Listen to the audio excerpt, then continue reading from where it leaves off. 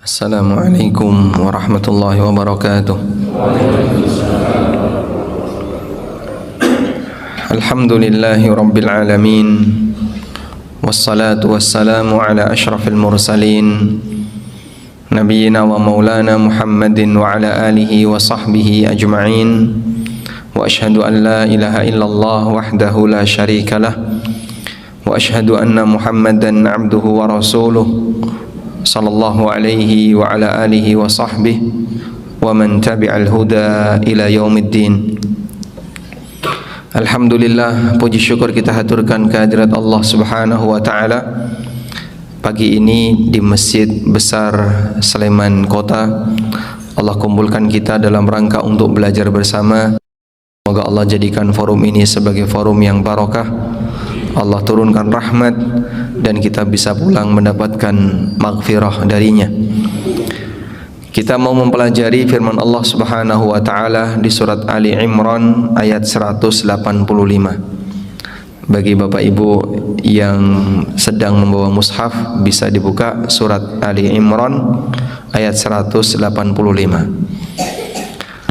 4 pesan yang diberikan oleh Allah Subhanahu wa taala bagi umat manusia, bagi para hambanya, berkaitan dengan bagaimana akhir dari semua kehidupan ini.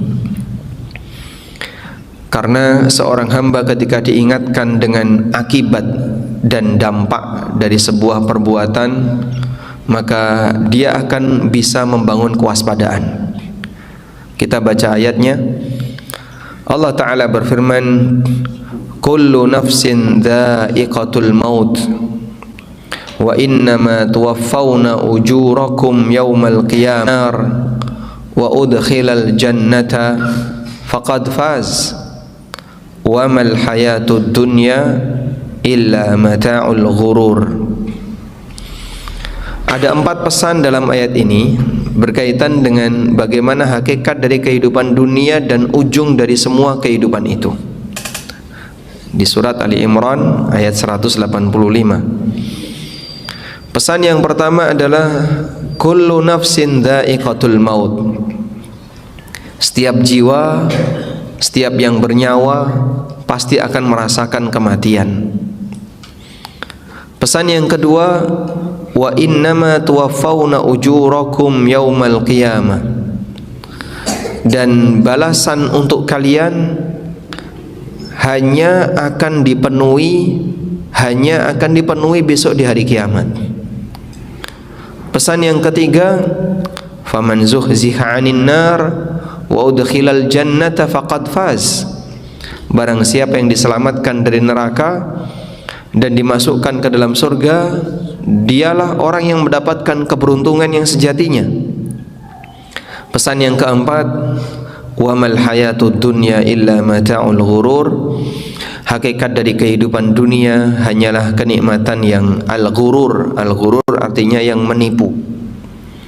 4 pesan ini, insyaallah kita akan membersamai pesan ini seperti yang Allah sebutkan di Ali Imran ayat 185.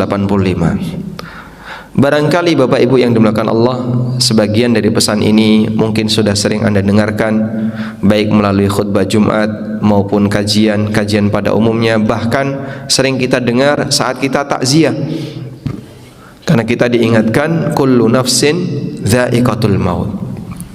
Baik, namun tidak ada salahnya ketika peringatan itu diulang. Sebab yang namanya ilmu ketika diulang tetap dia memberikan ilmu yang bermanfaat. Makanya Nabi SAW ketika menyampaikan sebuah pesan itu seringkali beliau ulang. Terkadang diulang 3 kali. Bahkan tidak hanya itu, beliau ulang di beberapa kesempatan. Sekarang sudah disampaikan, besok disampaikan lagi, padahal kemarin sudah disampaikan. Sampai ada sebagian di antara sahabiyat yang hafal dari Rasulullah SAW 1 surat karena bermodal mendengarkan ketika khutbah Jumat. Rasulullah SAW ketika khutbah Jumat itu sering mengulang surat Qaf. Sampai ada sebagian sahabiat yang mengatakan, ini sahabiat ya, sahabat wanita, ma hafidtu surat Qaf illa min fi Rasulillah sallallahu alaihi wasallam hina yakhtubu 'alal mimbar yaumal jum'ah. Aku tidaklah menghafal surat Qaf kecuali melalui lisan Nabi sallallahu alaihi wasallam ketika beliau berkhutbah di hari Jumat. Coba kita bisa bayangin, ini seorang ibu-ibu hanya mendengarkan mungkin di balik tembok kalau beliau tidak ikut dalam kegiatan sholat Jumat berjamaah, atau mungkin beliau di belakang, tapi saking seringnya dengerin itu sampai beliau mengatakan, saya hafal itu dari khutbah Jumatnya Nabi sallallahu alaihi wasallam. Sehingga ketika ada pengajian yang temanya berulang, kita tidak perlu mengatakan wes tahu, semongko yang ngono koyo ngono.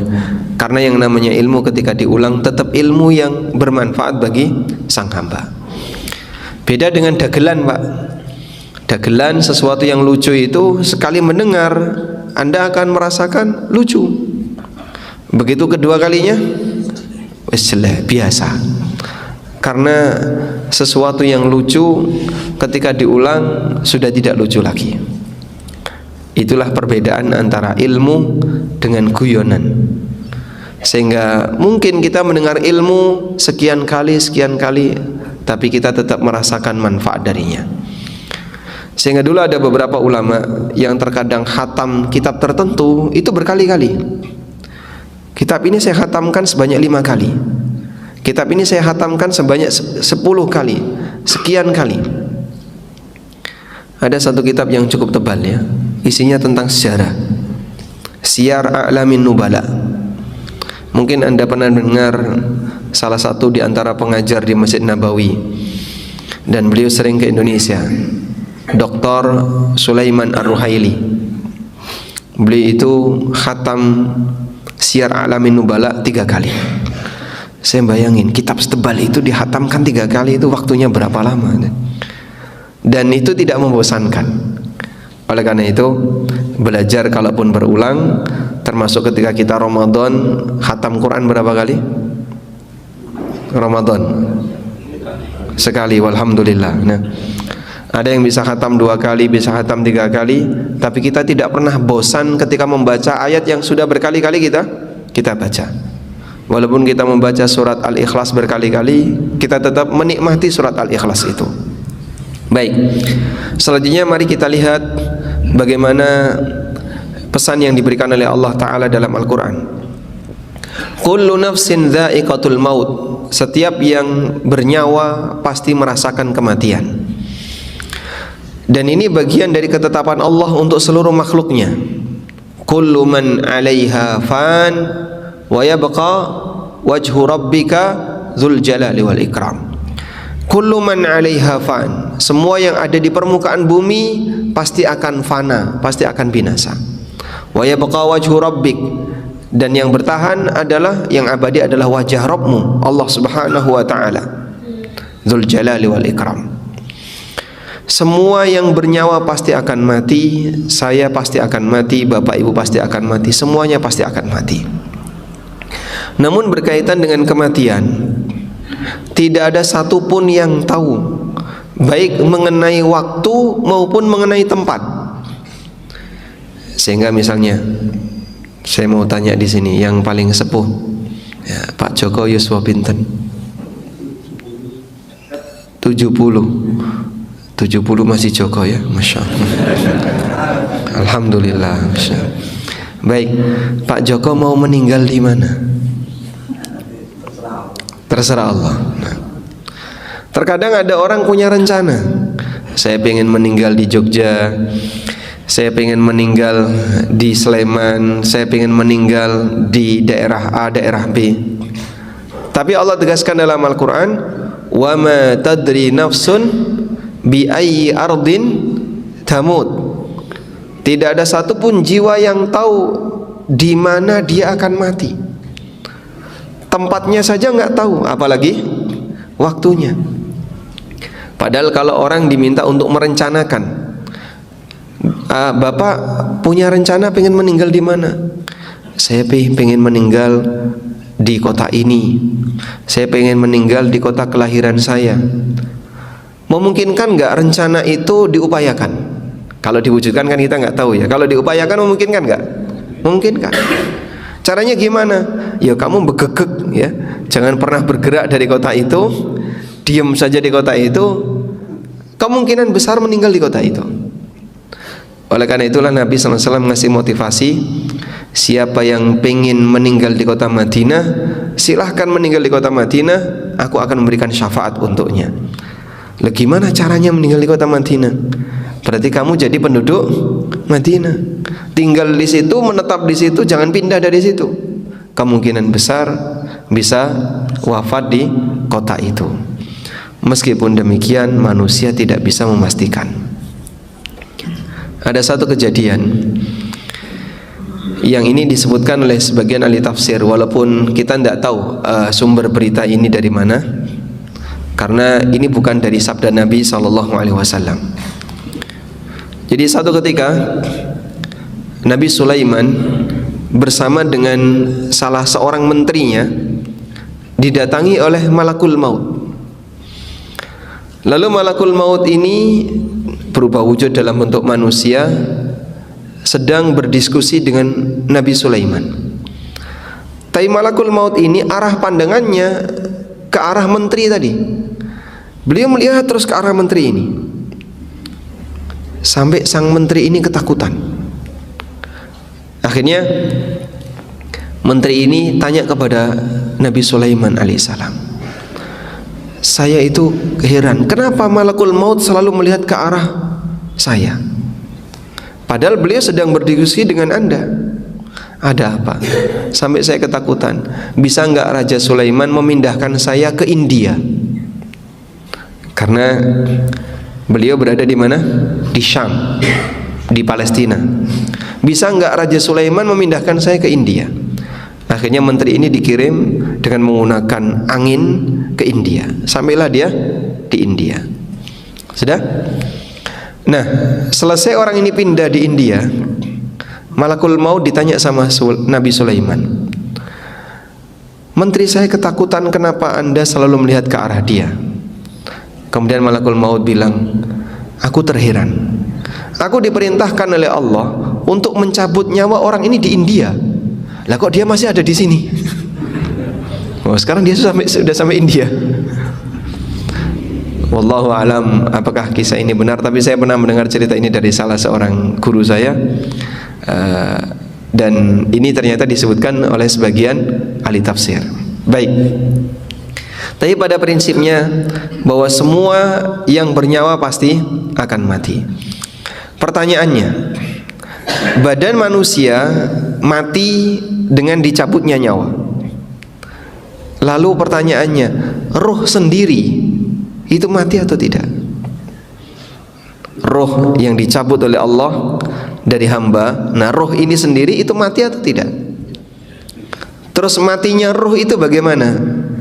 Ada pembahasan yang cukup panjang tentang masalah ini yang didiskusikan oleh para ulama. Kesimpulannya, Allah Subhanahu wa taala berfirman, yas'alunaka 'anir ruh qulir ruhu min amri rabbi wa ma utitum minal ilmi illa qalila. Mereka bertanya kepadamu wahai Muhammad tentang arwah, tentang ruh. Jawablah, qulir ruhu min amri rabbi. Ruh itu urusan Allah. Wa ma utitum minal ilmi illa qalila, dan kalian tidak diberi ilmu tentang ruh kecuali sedikit, yaitu ilmu tentang ruh yang disebutkan dalam keterangan-keterangan dalil. Ya sudah, yang nggak tahu nggak usah kepo, yang tahu silahkan dipercaya. Karena yang namanya ruh ini murni rahasia Allah Subhanahu wa taala. Sehingga misalnya kita diminta, mohon maaf, Bapak punya arwah nggak? Ada ruhnya, Pak? Ada. Di mana, Pak? Coba. Di mana? Hah? Wallahu a'lam. Nggak tahu di mana posisinya. Di kepalanya atau di badannya? Nggak tahu. Jadi di tempat kita ada arwah, tapi kita nggak tahu tempat arwah saya ini di mana. Apa di kepala saya? Apa di badan saya? Apa di jantung saya? Atau menyatu dalam satu tubuh saya? Bentuknya apakah seperti manusia hologram gitu? Atau seperti cahaya yang tersimpan di dada, atau bagaimana? Wallahu a'lam. Bagian yang kita nggak tahu nggak usah kepo. Terus ketika ruh itu dicabut oleh Allah, Nabi SAW menyebutkan ruh dicabut dari arah atas, tabi'ahul basar, sehingga diikuti oleh mata. Maka begitu dicabut matanya mendelik, ya. Sehingga Nabi SAW perintahkan agar ditutup ketika orang itu sudah meninggal, matanya ditutup. Baik. Pada posisi inilah terkadang terjadi khilaf, tapi yang jelas wallahu alam, jika memang kita nggak tahu dan tidak punya informasi detail tentang itu, kembalikan kepada ilmu Allah Subhanahu wa taala. Karena Allah menegaskan, qulir ruhu min amri rabbi. Katakanlah bahwasanya roh itu urusan Rabbku. Kamu tidak punya ilmu tentang itu kecuali yang telah Allah berikan kepadamu berupa wahyu tentang arwah. Baik, muncul pertanyaan yang lain. Kalau malaikat itu mati nggak, Pak? Apakah malaikat juga mati? Dan ini juga termasuk khilaf di antara perbedaan pendapat yang terjadi di kalangan para ulama. Ada yang mengatakan bahwasanya malaikat tidak mati, dan itu pendapatnya Ibnu Hazm At-Tabari, ahli tafsir At-Tabari yang kita kenal, dan beberapa ahli tafsir yang lain. Yang kedua mengatakan bahwa malaikat mati, dan ini pendapat jumhur ulama. Bahkan kata Syekhul Islam, kaum muslimin Yahudi dan Nasrani itu punya keyakinan yang seragam dalam masalah ini, bahwa malaikat mati. Namun matinya malaikat pasca kematian manusia. Ada satu hadis yang menceritakan tentang bagaimana proses kematian para malaikat secara berurutan, dan yang terakhir mati adalah malakul maut. Namun hadis ini dinilai dhaif oleh banyak ulama. Namun berkaitan dengan masalah semua malaikat mati, kembali kepada firman Allah Subhanahu wa taala, kullu nafsin dha'iqatul maut, bahwa semua yang berjiwa, bernyawa pasti dia akan mati. Dan yang namanya kematian tidak mengukur waktu, tidak mengukur usia. Tidak ada jaminan yang sudah tua akan mati lebih dulu dibandingkan yang masih muda. Sebab di kuburan tidak ada tulisan khusus 60 tahun ke atas. Ada Pak makam seperti itu, Pak? Tidak ada. Sehingga menuntut kita semuanya untuk persiapan. Kemudian pesan yang kedua, wa innama tuwaffawna ujurakum yaumal qiyamah, dan balasan kalian akan dipenuhi oleh Allah besok di hari kiamat. Nah, ini pesan yang penting untuk dijadikan peringatan bagi semua umat manusia, baik yang berbuat baik maupun yang berbuat buruk. Bagi yang berbuat baik, mereka perlu menyadari kenapa setelah dia berbuat taat, kenapa dia setelah berbuat kebaikan terkadang hidupnya masih susah. Pak, jarene wong nek bertakwa iki akan mendapatkan rizki dari arah yang tidak disangka-sangka. Nggih, uripe dadi kepenak, kemudian duitnya banyak, utange iso lunas. Tapi nyatane aku iki wis ibadah, tahajud, rajin, puasa sunnah yo sregep, utang itu lunas, golek gawean angel, uripe kokian masalah, dan seterusnya. Sehingga dia merasa bahwasanya ketika dia beribadah, bahwa ibadah itu akan diwujudkan oleh Allah dalam bentuk kesejahteraan ketika di dunia. Maka kita perlu ingat dengan ayat ini, wa innama tuwaffawna ujurakum yaumal qiyamah. Allah bakal memenuhi balasan untuk kalian besok di hari kiamat.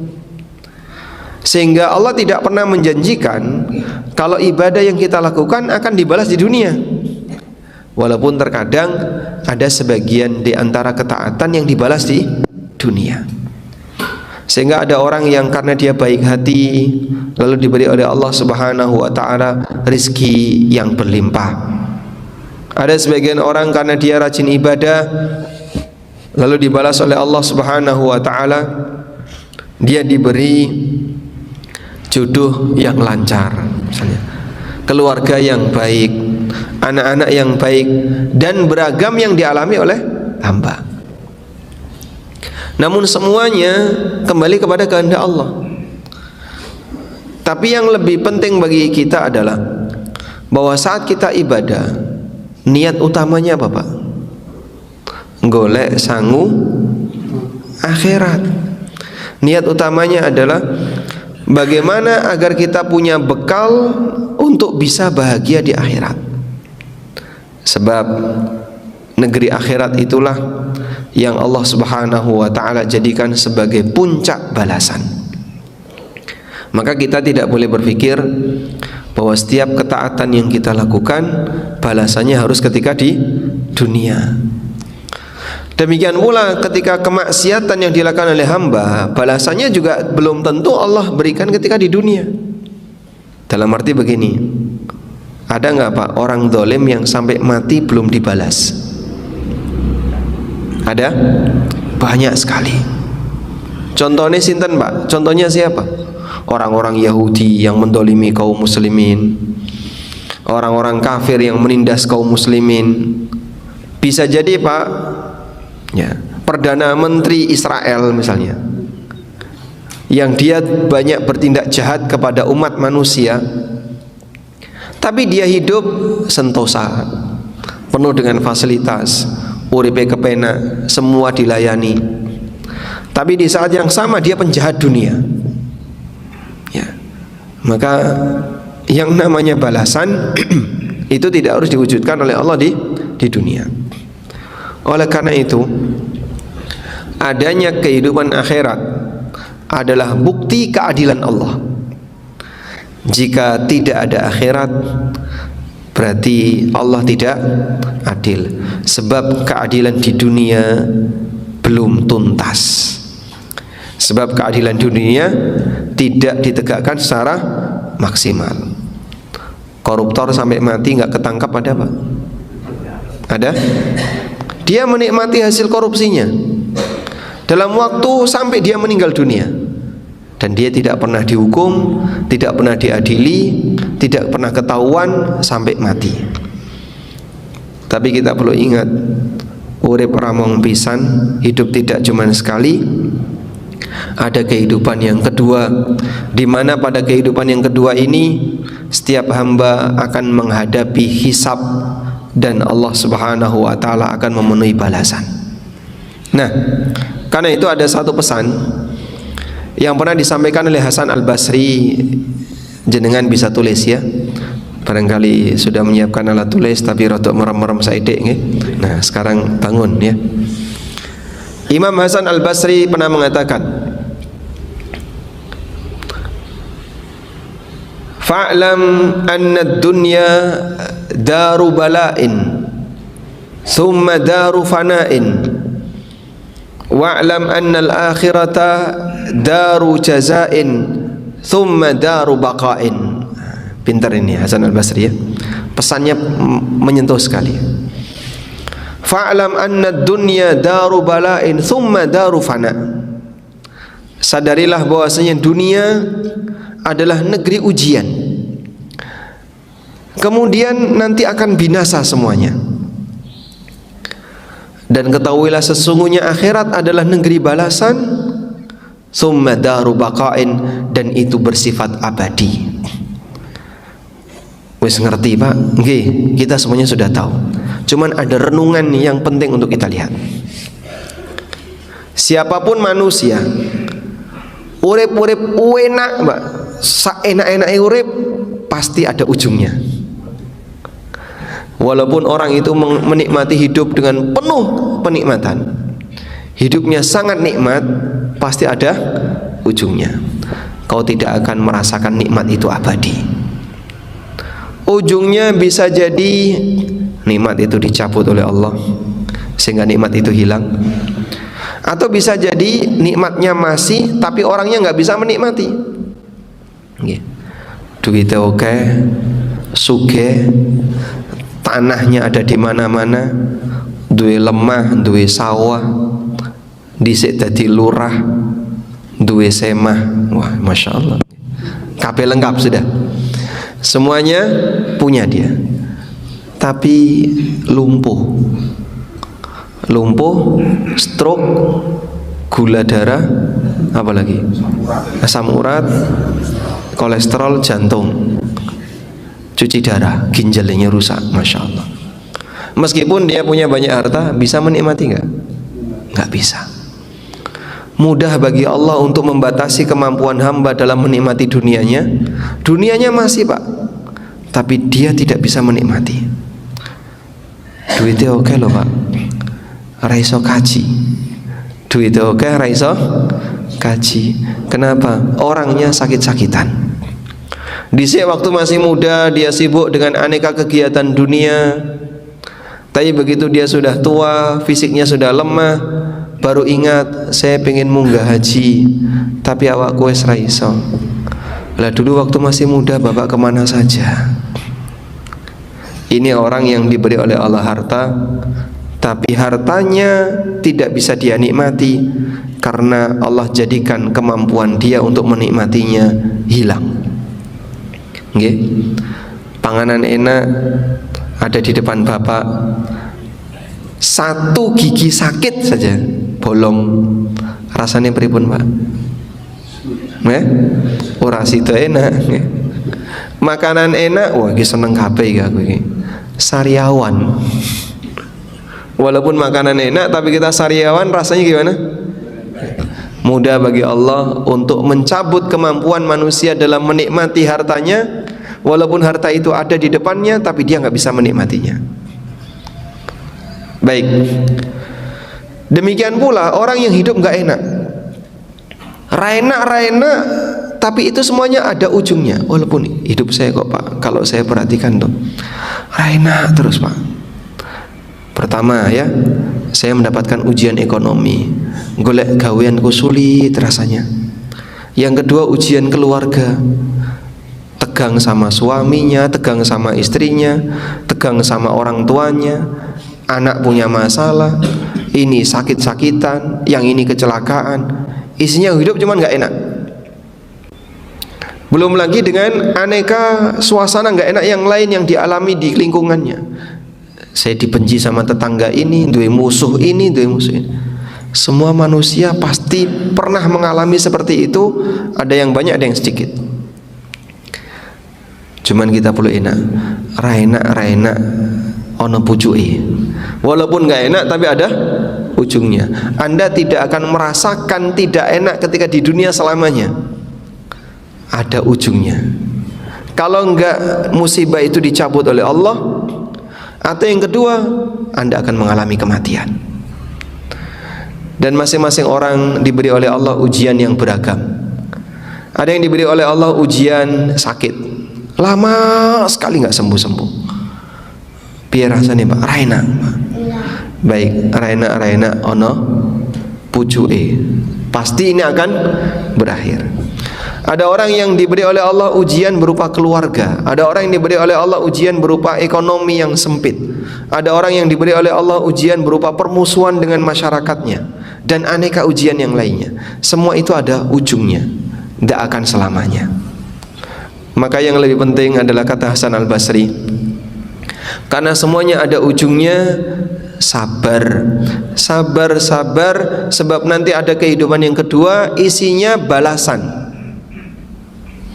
Dan itu abadi.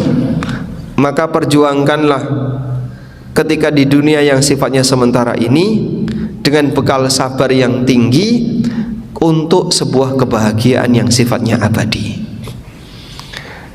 Sebab nikmat maupun musibah dua-duanya ujian. Orang dapat musibah, ada nggak Pak yang nggak sabar? Banyak. Sudah nggak enak uri hidupnya ketika di dunia, ra gelem salat, Ki opo Mas salat, aku wis nesu.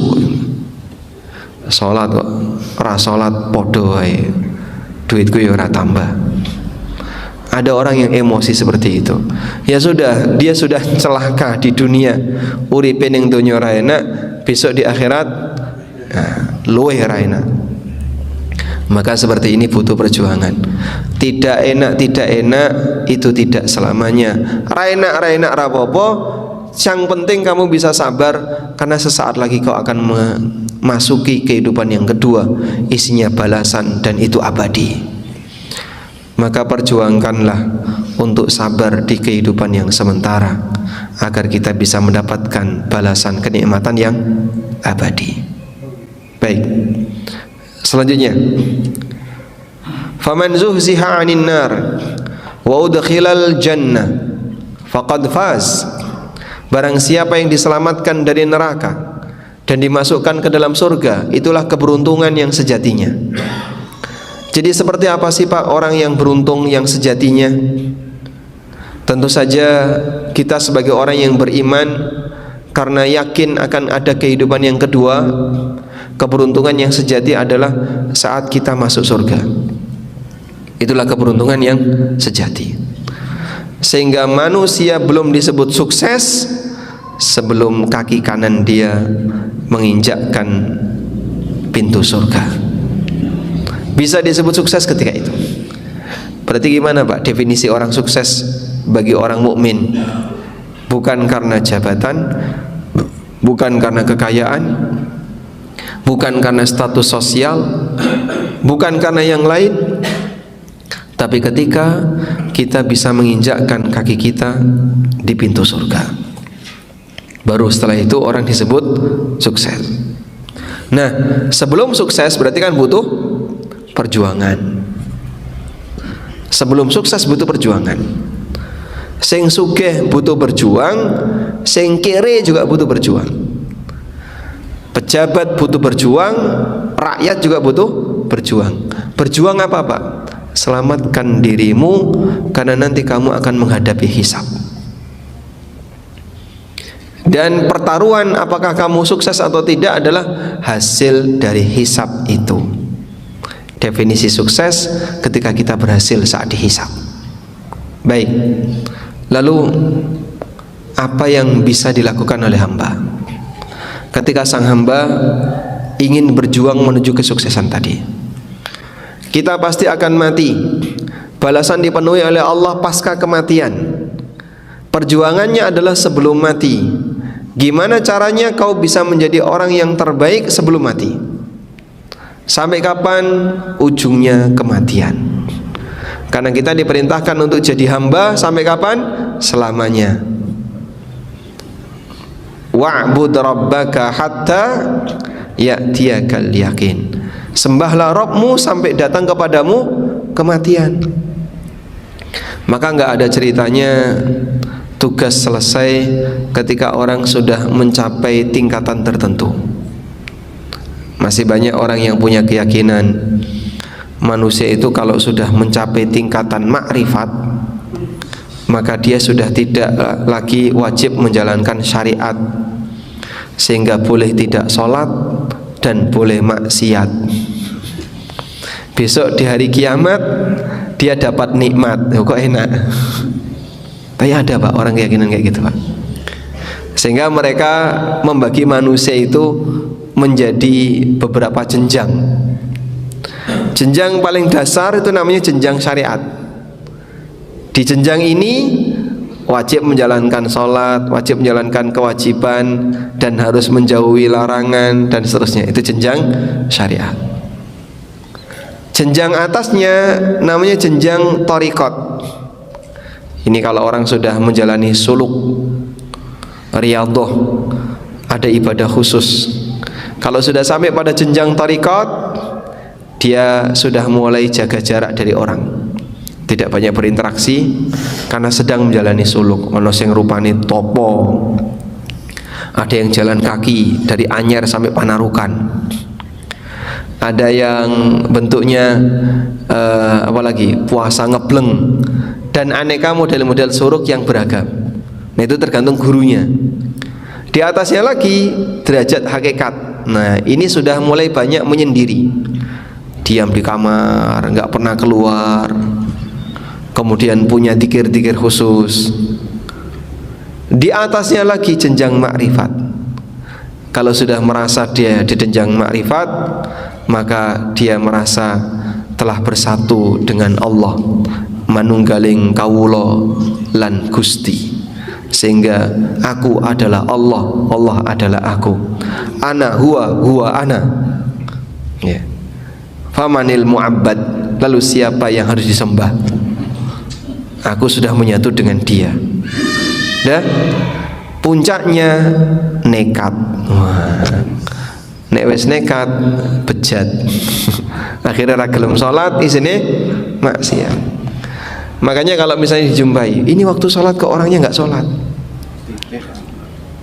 Waktu salat orangnya nggak salat. Dan ternyata pembuktian itu banyak. Saya tahu yang bersangkutan tuh nggak puasa. Pas saat Ramadan dia makan di kafe, dan orangnya sering khutbah atau sering ceramah di permukaan. Wah, dongone kadang dikai banyu didol, dikasih air dijual. Masya Allah. Itu karena dia punya keyakinan tadi, dia sudah merasa sudah sampai makrifat, dan karena sampai makrifat maka yang bersangkutan apa? Sudah tidak wajib menjalani syariat. Baik, ini kesalahan besar. Kita semuanya diperintahkan oleh Allah untuk jadi hamba Allah sampai mati. Wa'bud rabbaka hatta ya'tiyakal yakin. Sembahlah Rabbmu sampai datang kepadamu al-yakin, maksudnya adalah kematian. Perjuangan kita itu. Dan siapa yang diselamatkan oleh Allah dari neraka, dimasukkan ke dalam surga, itulah keberuntungan yang sejatinya, baru didapatkan oleh sang hamba ketika hamba di akhirat. Kemudian bagian akhir, wa mal hayatud dunya illa mata'ul ghurur. Dan hakikat dari kehidupan dunia hanyalah kenikmatan yang sifatnya menipu. Apa sih yang dimaksud kenikmatan yang menipu di situ? Yang dimaksud dengan kenikmatan yang menipu adalah semuanya pasti akan diakhiri, tidak ada yang dibawa, walaupun diperjuangkan. Dhisik tak ewangi padu ya Pak. Setelah padu berantem, dia dapat harta, mati. Sudah mati kabeh, wes ditinggal kabeh. Kata Al-Hafidz Ibnu Katsir, wa mal hayatud dunya illa mata'ul ghurur. Hakikat dari kehidupan dunia ini adalah kenikmatan yang menipu, tasghiran li sya'ni dunya wa tahkiran li amriha. Allah Subhanahu wa taala untuk hendak menunjukkan remehnya urusan dunia. Wa annaha dani'atun faniyah qalilatun zailah. Dunia itu hina dan sebentar lagi akan hilang. Qalilatun faniyah, sedikit dan sebentar lagi akan musnah. Tapi orang berantem untuk memperebutkannya. Ono sing rebutan minyak, ono sing rebutan emas, sampai mati-mati hanya untuk memperebutkan harta. Dan orang kafir hanya itu yang diperebutkan. Sehingga kenapa di sini perang demi minyak? Kenapa ini perang demi emas? Kenapa ini perang demi pengaruh dunia? Kenapa tegang demi ini demi ini? Semuanya hanya memperebutkan dunia. Wah, itu bisnis kelas internasional. Alhamdulillah kita nggak ikutan. Begitu kita nggak ikutan, saya lebih fokus apa yang bermanfaat bagi hidup saya. Karena ini semuanya pasti akan saya tinggal. Baik, kalau saya tanya Pak, jika kontrak dengan Freeport itu untuk 100 tahun, kira-kira Bapak setuju nggak? Jika Indonesia mau melakukan kontrak dengan Freeport untuk waktu 100 tahun, sekarang katanya ya baru 2 gunung yang digali, dan Freeport menargetkan masih ada 5 gunung sebelahnya yang akan digali. Anda sebagai warga Indonesia kira-kira setuju nggak? Ya? Nggak setuju. Kenapa? Kenapa nggak setuju? Hah? Kenapa nggak digali sendiri? Kenapa emasnya dikasihkan orang lain? Gitu. Kenapa nggak digali sendiri? Kenapa emasnya dikasihkan orang lain? Ya. Amerika sedang mengambil batunya Indonesia. Ya ora mung watu Pak, isinya emas. Baik, kalau emang isinya emas terus dikumpulin mau dipakai apa? Nanti di akhir zaman Allah keluarkan gunung emas. Sehingga yang sekarang dibanggakan, negara ini punya cadangan emas sekian ton, negara ini punya cadangan emas sekian ton. Bangga dengan cadangan emas di masing-masing negara. Rata-rata negara kafir cadangan emasnya paling banyak. Sudah begitu rebutan cadangan emas, besok di akhir zaman ditokno emas. Sampai orang ketika mau membagi emas tidak ada yang mau menerima. Rasulullah SAW menyebutkan, di akhir zaman ketika sedekah sudah tidak diterima, ada orang membawa sekantong koin-koin emas, terus dia keliling masyarakat mau bagi emas, rano sing gelem nompo, tidak ada yang mau nerima. Sehingga yang sekarang berlomba-lomba dikumpulin, besok dibuang-buang. Sehingga kita tidak perlu berpikir, wah suwe-suwe kontek kabeh wis kene ra duwe. Anda nggak perlu khawatir. Masa depan generasi besok mereka diberi oleh Allah emas yang berlimpah sampai semua orang memilikinya.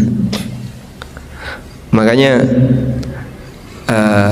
bisnis real itu katanya ya, bisnis real itu adalah bahan makanan, bukan perhiasan. Sehingga bisnis real itu bukan teknologi, bukan perhiasan, bukan emas-emasan, tapi bahan makanan. Bisa bentuknya bahan makanan nabati maupun hewani.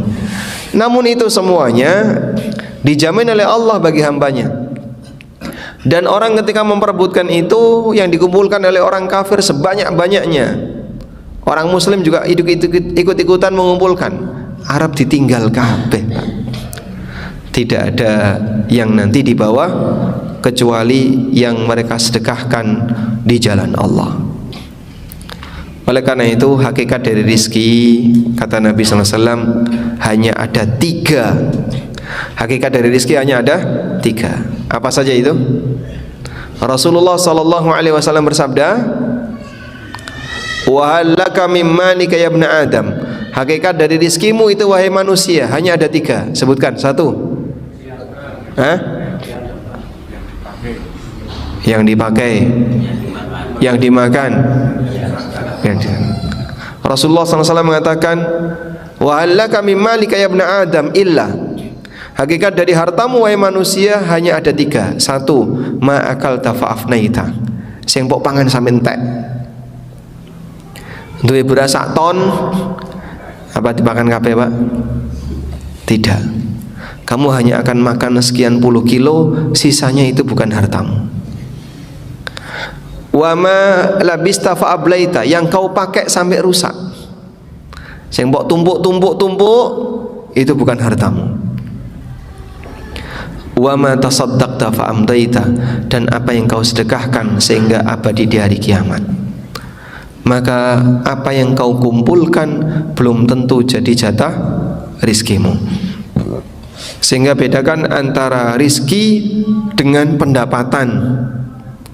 Belum tentu pendapatan jadi rizki. Nek mong dikumpulno, ditumpuk, disimpen, itu belum jadi jatah rizki. Nyuwun sewu, ibu-ibu misalnya, antara gelas yang dipakai dengan gelas yang disimpan banyak mana, Pak? Nggih? Sing disimpan dienggo apa niku, Pak? Pajangan. Sehingga lemarinya penuh dengan Tupperware. Masya Allah. Beli nanti kemana beli lagi perabotan. Lemarinya penuh dengan perabotan. Makanya bapak-bapak, nggih, kalau jenengan punya lemari yang masih kosong, segera diisi buku sebelum keduluan perabotan. Leres nggih, Pak? Masya Allah. Baik. Wa mal hayatud dunya illa mata'ul ghurur. Itu hanyalah kenikmatan yang sementara, menipu. Semuanya pasti akan kita tinggalkan. Kalau mau sayang harta, simpen di akhirat. Maka tempat penyimpanan harta yang paling aman adalah simpan hartamu di langit. Wassallallahu ala nabiyyina Muhammadin wa ala alihi wa sahbihi wasallam. Ada yang mau disampaikan? Silakan.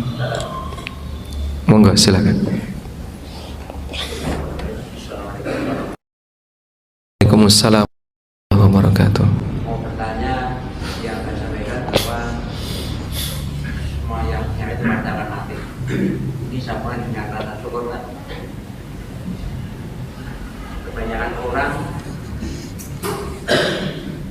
kalau terjadi kecelakaan misalnya, orang itu misalnya kecelakaan tapi dia masih hidup, dia pakai motor, dia masih hidup, tapi motornya rusak. Tapi dia tuh kita rata-rata tidak mensyukuri dia masih hidup, tapi hanya malah berenengan kalau motornya rusak, sehingga dia tuh kok malah dibalik sifat hidupnya daripada lebih seru sayang motornya. Tapi tolong ke depan saudara saudaranya biar tidak sadari dan tidak seperti itu. Masya Allah. Orangnya ada di sini ya. Baik, ini yang pertama. Yang kedua, yang kedua, bagaimana kita sebagai manusia juga itu yang namanya sesuatu yang ada diri kita itu hanya titipan, tetapi kita sering nganggap bahwa barang itu milik kita. Padahal salah satu kita itu nggak bikin jantung, tapi kita sudah dipinjami jantung sama Allah. Tapi kalau kita itu apa-apa tidak bisa selalu mengakui bahwa itu bukan aku gitu. Itu Masya Allah. Baik. Waalaikumsalam warahmatullahi wabarakatuh. Baik. Kembali kepada kecelakaan tadi yang beliau sampaikan di pertanyaan yang pertama. Ada orang kecelakaan, ya, kendaraannya rusak, hancur, tapi orangnya selamat, lecet dikit ya, padahal kendaraannya rusak. Kok bisa Pak seperti itu? Allah Maha Kuasa untuk menyelamatkan hambanya, sebab yang namanya nyawa itu dijaga. Kalau belum waktunya mati, tidak mungkin dia mati. Saya punya jamaah di Jakarta. Beliau punya kafe yang sering diganggu preman. Jadi ada preman datang minta duit. Akhirnya minta tolong ke saya, ada nggak teman yang bisa jaga malam di sini? Kan di sini sering ada gangguan preman. Terus ada salah satu teman saya yang bersedia. Kemudian dia datang ke Jakarta untuk jaga itu. Nah, teman saya itu bilang sama preman, kalau ada tembak, ya, kemudian didorkan di kepala saya, jika memang belum waktunya mati, saya tidak akan mati. Premannya ketakutan, dikiranya dia kebal. Nah, kalimat itu salah atau benar, Pak? Hah? Kan benar. Kalau ada orang bawa senjata, kemudian saya ditembak, kalau saya belum waktunya mati, saya tidak akan mati. Nah, karena preman ini nggak beragama kan ya, nggak ngerti masalah agama. Dikira nih teman saya ini sakti, dikiranya sakti, kebal, tidak bisa mati. Padahal kalimatnya kan, kalau memang belum Allah takdirkan mati, saya tidak akan mati. Akhirnya premannya nggak berani datang, Pak. Masya Allah. Premannya tidak berani datang. Nah, kembali ke sini. Allah selamatkan para hamba sesuai dengan apa yang Dia kehendaki. Fa innal ajala hisnun mahsun, sebab ajal itu terlindungi. Maka tidak jaminan orang yang ikut perang pasti mati. Khalid bin Walid itu berharap mati syahid. Namun ketika beliau menjelang wafatnya, beliau wafatkan di atas ranjang, beliau merasa sedih. Saya itu ikut perang belasan kali tapi nggak pernah mati. Dan keyakinan para sahabat, ajal itu dilindungi. Walaupun kita berada di tempat yang isinya penuh dengan senjata, sangat berpotensi dengan kematian, ketika Allah berkehendak untuk Allah selamatkan, dia tidak akan mati. Dan sekarang ada banyak sekali video-video orang kecelakaan ya Pak, kecelakaan besar, kendaraannya hancur rusak, tapi orangnya utuh. Baik. Nah selanjutnya, kalau itu kita alami, terkadang seperti yang tadi beliau sampaikan dalam pertanyaan, orang lebih menyayangkan kendaraannya yang rusak, akhirnya melupakan nikmat keselamatan yang dia miliki. Orang seperti ini kurang pandai bersyukur. Orang seperti ini kurang pandai bersyukur. Padahal kan teorinya kayak gini Pak, ketika ada musibah satu, lalu ada potensi musibah dua, saat dia selamat dari musibah dua yang itu lebih besar, bisa jadi dia akan merasakan musibah satu lebih ringan. Sebagai contoh, Bapak dapat kabar, Pak, kebakaran di rumah Bapak. Wah, langsung pulang. Nah sampai rumah ketemu anak istrinya selamat, walaupun rumahnya kebakaran. Alhamdulillah, yang penting awakmu selamat. Nah, padahal rumahnya kebakaran. Tapi ketika dia melihat anak dan istrinya, keluarganya selamat, dia merasa bahagia karena musibah kedua ini tidak terjadi, walaupun musibah satu terjadi. Baik, dalam peristiwa perang Uhud ada banyak sekali sahabat Ansor yang meninggal. Sampai ada berita Rasulullah SAW meninggal, sehingga seorang wanita Ansor ketika pasukan perang Uhud itu pulang, wanita Ansor ini berjaga di depan gerbang Madinah, di depan pintu Madinah. Setiap kali ada orang yang lewat, wanita ini tanya, gimana kondisi Rasulullah SAW? Kan berita itu simpang siur ya, dalam jumlah ratusan orang ada berita Nabi SAW meninggal, sampai berita itu tiba di Madinah. Sehingga wanita ini keluar dari pintu Madinah, lalu setiap kali orang masuk Madinah tanya beliau, gimana kabar Rasulullah SAW? Ada orang memberitahu, suamimu meninggal. Kaifa bi Rasulillah, kalau Rasulullah SAW sendiri gimana kabarnya? Terus datang lagi, bapakmu meninggal. Kaifa bi Rasulillah. Datang orang lagi, saudara laki-lakimu, kakakmu meninggal. Jadi seorang wanita ditinggal mati oleh 3 lelaki dalam keluarganya dalam satu waktu, suaminya, bapaknya, kakaknya. Tapi pertanyaan dia cuma satu, kaifa bi Rasulillah. Sampai ada berita Nabi SAW selamat, beliau masih hidup. Terus wanita ini mengatakan, kullu musibatin ba'daka qalil. Semua musibah sepanjang Anda masih hidup kecil. Walaupun kehilangan suami, ayahnya, kakaknya. Padahal 3 lelaki ini kan tempat apa? Wanita mendapatkan nafkah, ngikut siapa kan dia?